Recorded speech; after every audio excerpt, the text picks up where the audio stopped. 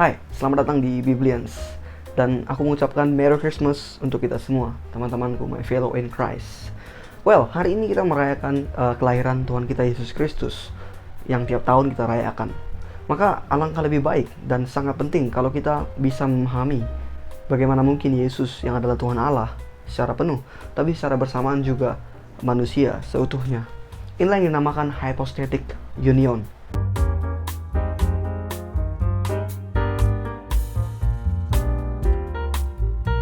Berbicara soal Yesus Kristus, berbicara soal kelahirannya ke dunia ini, maka salah satu hal yang tidak disetujui atau tidak bisa dipercaya oleh non-believer adalah nggak mungkin Yesus itu Allah sepenuhnya, Tuhan Allah sepenuhnya, tapi juga manusia sepenuhnya.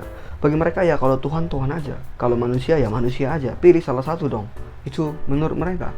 Dan bagi mereka nggak mungkin Tuhan Allah memiliki bentuk rupa manusia. Itu mustahil. By the way, soal Tuhan Allah mengambil rupa bentuk manusia, itu udah pernah aku bahas di videoku yang sebelumnya. Yang belum nonton, kalian bisa klik di sini. Oke, kembali ke topik video ini. Tadi nggak mungkin Tuhan Allah mengambil rupa bentuk manusia. Dan karena Yesus punya rupa bentuk manusia, sudah pasti dia bukan Tuhan Allah. Itu kata mereka, para non-believer. Karena itu mari kita bahas dan kita mengerti bersama tentang konsep hypostatic union ini. Yuk kita bahas.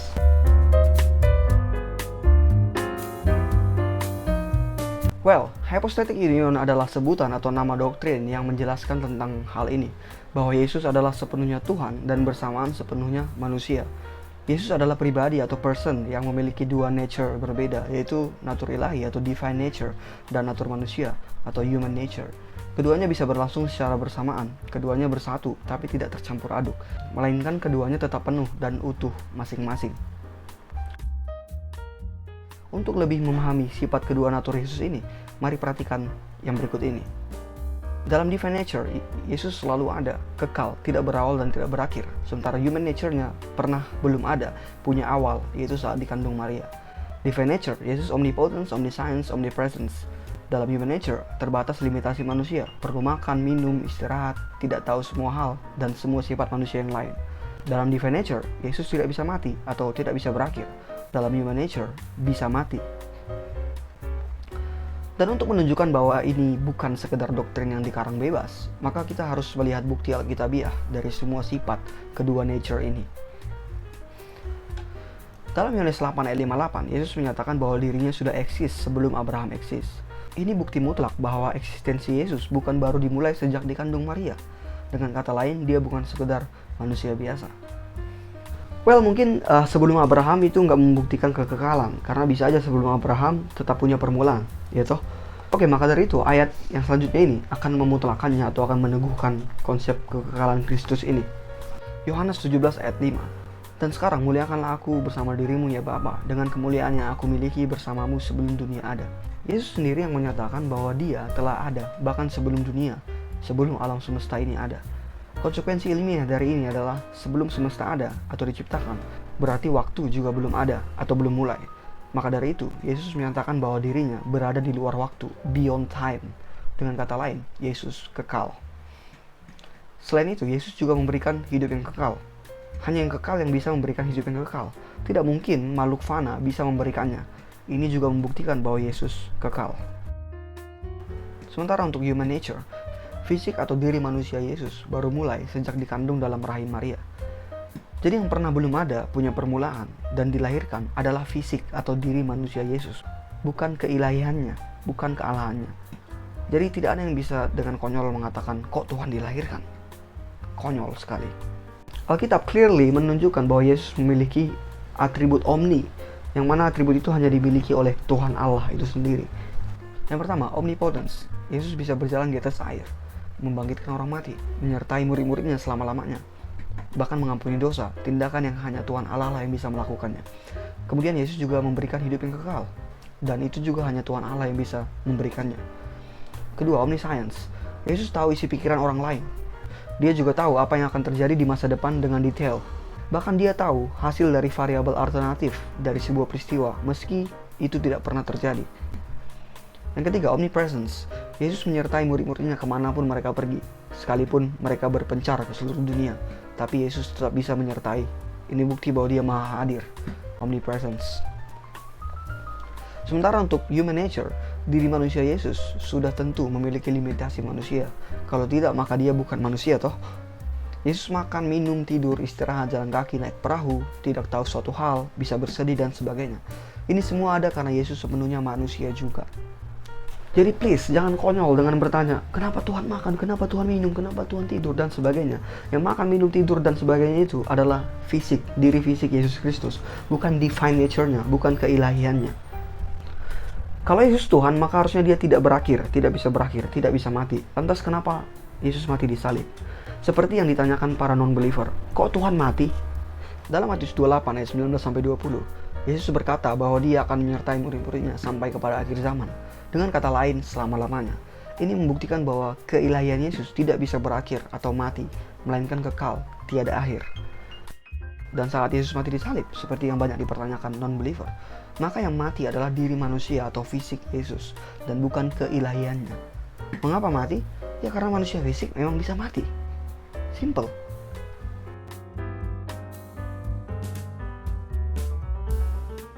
Bagi non-believer, dua nature Kristus atau hypostatic union ini sangat-sangat mustahil.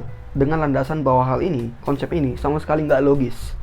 Mana mungkin dalam satu pribadi bisa ada natur ilahi sekaligus natur manusia? Kalau manusia ya manusia, kalau Tuhan ya Tuhan aja. Demikian ujar para penuding. Lantas apakah hal ini, hypostatic union ini, tidak mungkin atau mustahil sama sekali? Well, aku mau ngajak kita memahaminya seperti ini. Tapi sebelumnya aku mau kasih note bahwa ini tidak sama persis, tapi minimal punya konsep dasar yang serupa. Dan dengan memahami ini, kita akan mengerti tentang hypostatic union ini, tentang dua nature Kristus ini. Mari kita lihat diri kita sendiri, yaitu manusia. Kita memiliki 3 unsur yang memiliki kesatuan di dalam hakikat manusia. Apa aja? Yaitu tubuh, jiwa, dan roh, atau yang disebut trikotomi. Dalam hal ini cukup perhatikan soal tubuh dan roh. Keduanya penuh, tidak tercampur, namun memiliki kesatuan dalam hakikat manusia. Dikatakan memiliki kesatuan karena keduanya memang bersatu untuk memenuhi hakikat manusia. Tapi secara bersamaan dikatakan tidak tercampur karena keduanya terpisah secara fundamental, secara mendasar. Pikirkan begini, saat tubuh kita mengkonsumsi nasi, apakah roh juga ikut memakannya? Enggak, roh nggak makan nasi. Tapi tetap roh itu nyata dan hidup. Kemudian tubuh fisik kita punya limitasi, semisal tidak mampu menembus benda padat, atau dengan kata lain terbatasi oleh benda padat. Tapi apakah roh juga demikian? Enggak, roh tidak terbatasi oleh benda padat. Kemudian tubuh fisik kita kasat mata, apa roh juga? No, roh tidak kasat mata. Dan saat kita mati, apa yang mati? Tubuh fisik. Roh kita tetap ada. Jadi dengan semua perbedaan ini, kita dapat melihat bahwa tubuh fisik dan roh memiliki kesatuan dalam hakikat manusia, tapi tidak tercampur. Dan yang terpenting, sama-sama ada secara bersamaan. Jadi bila ada tudingan berkata, gimana mungkin Yesus maha tahu, tapi juga kadang nggak tahu tentang suatu hal? Itu sering kita dengar toh. Maka pertanyaan yang sama bisa dilontarkan kepada mereka. Gimana mungkin Anda terbatasi benda padat dan sekaligus tidak terbatasi benda padat? Jawabannya karena 2 unsur tadi. Yang terbatas adalah fisik, dan yang tidak terbatas benda padat adalah roh. That's it. Nah begitulah Yesus, yang maha tahu itu keilahiannya atau kealahannya, divine nature-nya. Dan yang kadang nggak tahu itu adalah manusianya, human nature-nya. Nah kalau kita bisa memahami tubuh dan roh kita adalah 2 unsur yang berbeda, tapi keduanya memiliki kesatuan dalam hakikat manusia, tapi keduanya tidak tercampur, dan keduanya tidak memiliki hal-hal yang sama, dan keduanya tidak mengalami hal yang sama pula. Dan yang paling penting, keduanya bisa ada secara bersamaan dalam hakikat manusia tersebut. Kalau kita udah paham ini, maka tidak jadi masalah untuk memahami hypostatic union, yaitu 2 natur Kristus, di mana satu pribadi Yesus memiliki 2 natur, yaitu divine nature dan human nature, yang keduanya berbeda tapi memiliki kesatuan dalam pribadi Yesus, dan keduanya tidak mengalami hal yang sama, tidak memiliki komponen atau hal-hal yang sama pula. Tapi yang paling penting, keduanya bisa ada secara bersamaan, divine nature dan human nature daripada Kristus itu. Jadi saat Yesus makan, minum, tidur, jalan kaki, itu manusianya, itu human nature-nya. Bahkan saat dia mati di salib, yang mati itu human nature-nya, manusianya, bukan keilahiannya, bukan divine nature-nya, seperti yang sudah kita bahas dari tadi. Nah dengan memahami ini, kita mendapati bahwa 2 natur Kristus atau hypostatic union bukannya tidak masuk akal sama sekali.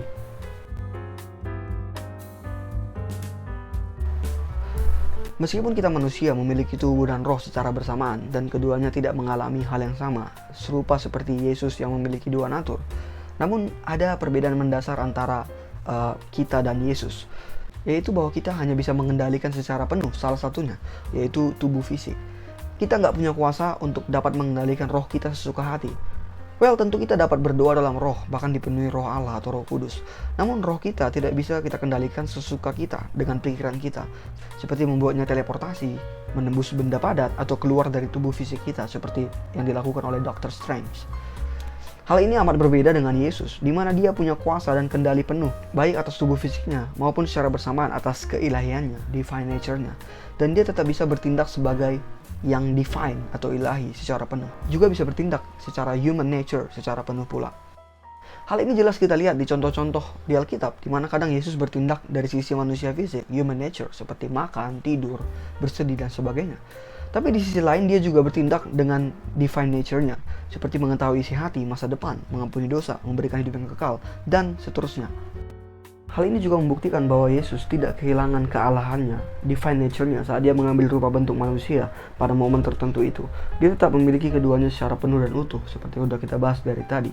Divine nature, human nature, keduanya penuh dan utuh dalam pribadi Yesus Kristus. Dan inilah yang dinamakan hypostatic union itu, di mana Yesus, satu pribadi, memiliki dua natur, yaitu divine nature dan human nature. Keduanya berbeda, tapi memiliki kesatuan dalam diri Kristus. Tapi keduanya tidak mengalami hal yang sama, tidak memiliki hal yang sama. Dan yang paling penting, keduanya bisa ada secara bersamaan.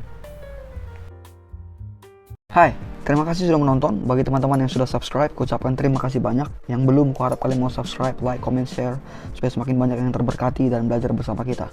Dan seperti biasa, bye.